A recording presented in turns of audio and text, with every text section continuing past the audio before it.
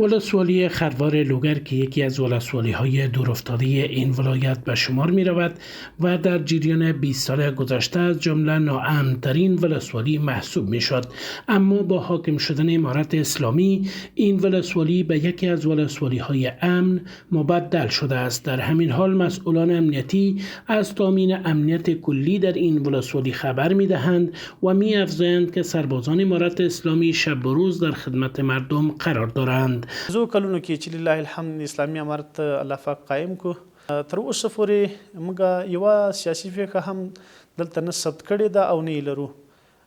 نو دا د الله تعالی پیرزوینه ده. الحمدلله دلته امنیت برقرار ده. مجاهدین شپه او ورځ هغوی علی دوام خپلې فیری او گزمې کوي.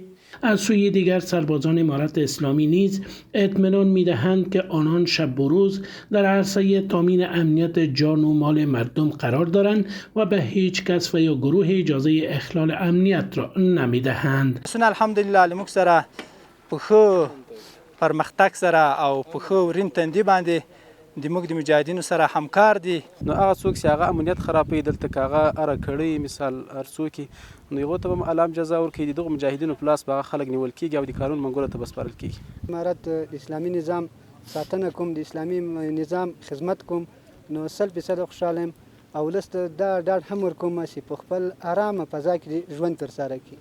همچنان به پاس تلاش‌ها و دستاوردهای نیروهای امنیتی شماری از این نیروها از سوی مسئولان مورد تقدیر قرار گرفته و بر ادامه خدمات صادقانه آنان تاکید صورت گرفت.